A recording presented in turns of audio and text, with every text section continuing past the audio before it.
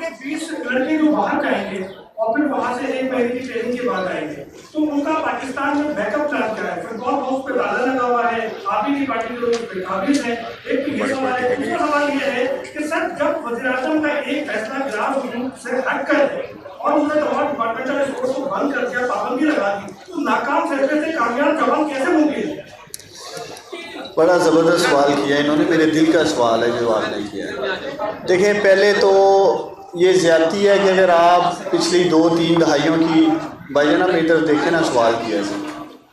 Media reporter سے میری request ہے, بڑا اچھا سوال انہوں نے کیا, میں چاہتا ہوں آپ سب کو اپڈیٹ کروں. میں سمجھتا ہوں یہ زیادتی ہوگی کہ اگر پچھلی 2-3 دہائیوں میں دبا کر محنت کر کے جو پچھلی حکومتوں نے پاکستان میں اسپورٹس تباہ کی, وہ پچھلے 2-3 سال میں آپ پرائم منسٹر عمران خان کو اس کا ذمہ دار ٹھہرائیں. ہم لوگ تو اسپورٹس کو ٹھیک کرنے کے لیے میدان میں آئے ہیں, اور اس کی واضح دلیل یہ ایک ٹرائل جسے میں سمجھتا ہوں کہ ابھی تو پارٹی شروع ہوئی ہے میرے دوستوں اسپورٹس میں, ابھی تو فلم ابھی پکچر باقی ہے جو چلنی ہے, جس کا ذکر کیا ہے برائن نے 12 اسپورٹس کا.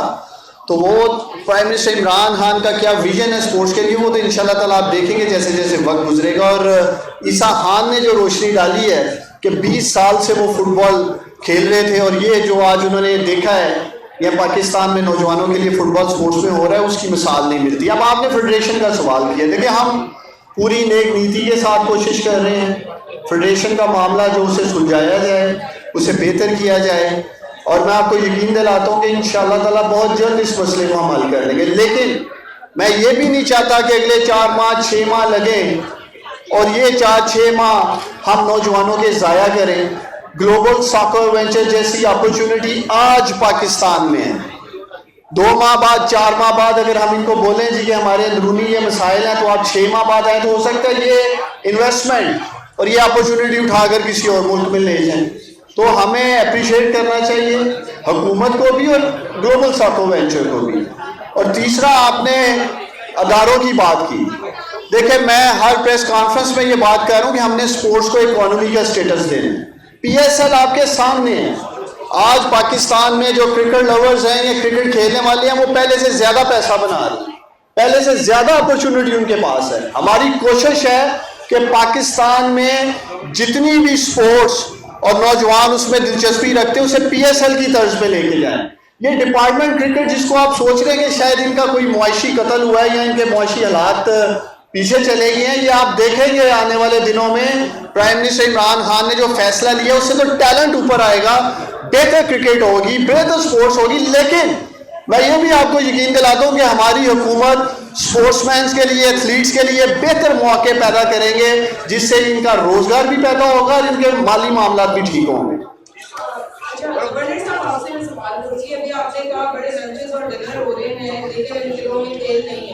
تو جن بقول آپ کے جن جگہوں میں جیل نہیں ہے اس سے آپ کی اتحادی جماعتیں بھی ملاقاتیں کر کر آج بھی ملاقات ہے ان کی, تو کیا وہ تحریک انصاف سے یا وفاقی حکومت سے ناراض ہو گئی ہے یا معاملہ کچھ اور ہی ہے؟ نہیں دیکھیں ان کی ملاقاتوں پہ ہمیں کوئی اعتراض نہیں, جس کو جس سے ملنا ہے ملے. یہ تاریخیں ہمیں جب سے گورنمنٹ آئی تھی, جب سے ہر 3 مہینے کے بعد تاریخ ملتی ہے. کبھی لانگ مارچ کی, کبھی دھرنے کی, کبھی گورنمنٹ ٹاپل کرنے کی, کبھی ان ہاؤس چینج کی, کبھی وہ ایجنسیوں سے اور اداروں سے کہہ رہے ہوتے ہیں کہ ان کے پیر پڑ رہے ہوتے ہیں کہ جی خدا کے واسطے ان کو ہٹا دیں تو ملک تباہ ہو رہا ہے. مجھے تو یہ سمجھ نہیں ہے کہ ملک کس اینگل سے تباہ ہوتے ہوئے نظر آ رہا ہے ان کو.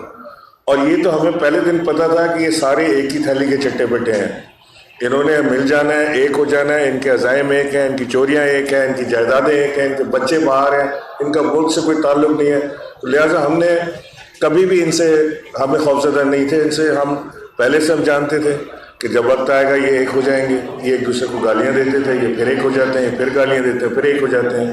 آپ نے دیکھا ہوگا وہ پیٹ پھاڑ کے روڈ پہ گھسیٹنے والی بات تھی, وہ ختم ہو گئی. اب وہ ان کو باقاعدہ ریسیو کرنے والی بات ہوتی ہے. وہ ان کے آگے پیچھے پیچھے جاتے ہیں, وہ ہاتھ ایسے رکھتا ہے, کوئی ایسے کرتا ہے, کوئی کیا کرتا ہے. تو یہ ساری قوم دیکھ رہی ہے تماشا. یہ کسی کو یہ ہمیں بتانے کی ضرورت نہیں ہے, قوم خود دیکھ رہی ہے تماشا. یہ تو ان کے ساتھ چلنے والے نہیں ہیں پاکستانی، تو ہمیں کوئی فکر نہیں ہے. اچھا سر، یہ بتائیے گا عثمان ڈاکٹر صاحب آپ سے سوال ہے، لیاری کے بچوں کی آپ نے بات کی، ٹیلنٹ کو سامنے لانے کی بات کی، لیکن بات اگر ہم لیاری کی کرتے ہیں جہاں سے آپ کا ایم این اے شکور شاہ ہے، وہ تو علاقہ مکینوں کو دکھتا ہی نہیں ہے، وہاں پر گٹر کی لائنیں جو ہے وہ بہ رہی ہے، گٹر کا گڈھا، سڑکوں پر پانی جمع ہے، سڑکیں ٹوٹی پھوٹی ہے، اس حوالے سے کیا کہیں؟ دیکھیں میں سمجھتا ہوں کہ ایم این اے کو ان پرابلمس کا ذمہ دار ٹھہرانا زیادتی ہوگی. یہ سارے لوکل گورنمنٹ کے ایشوز ہیں، صوبائی گورنمنٹ کے ایشوز ہیں، اور ایم این اے کا براہ راستہ وفاق سے تعلق ہے.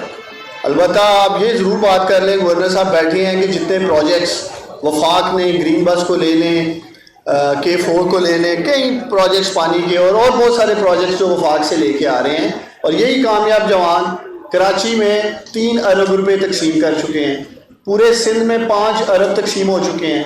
پیپلز پارٹی کی قیادت ینگ بلاول بیبی، ان سے پوچھیں نا، وہ خود یوتھ ہیں، تو کیا کر رہے ہیں سندھ کے نوجوانوں کے لیے بلاول زرداری؟ کوئی ایک پروجیکٹ بتا دیں جو سندھ کے نوجوانوں کے لیے لے کے آئے ہوں.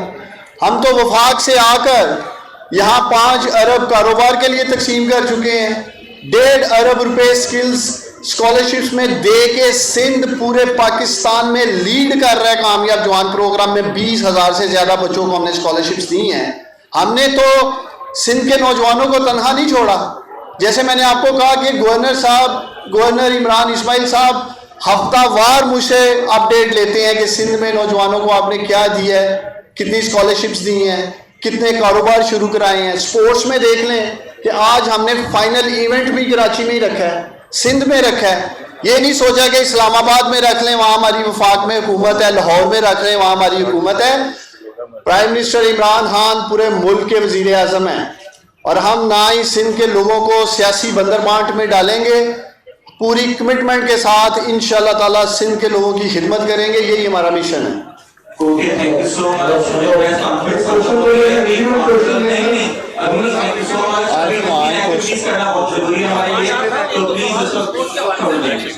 بولو بولو بولو بولو. I need to ask a fourth question, one question.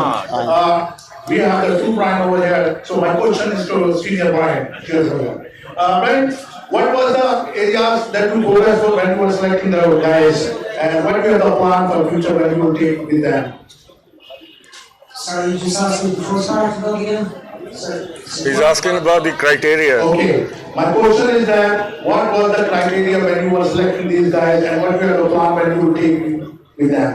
Okay, the criteria would have been, first of all, the ability, the technical ability of the players.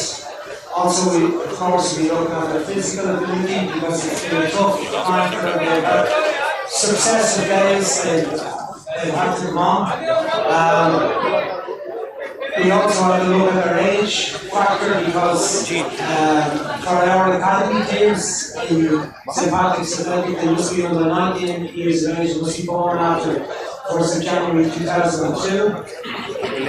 But also we're looking at some players who are over that age who could possibly go directly into our first game. But, you know, in tactical ability, physical ability, mental ability, their attitude, all of these factors, and just the feeling we would have, helping them on progress with proper coaching, intense coaching, and good period of time, and remembering that if some of these players are to play now, it's a bit of a bullshit.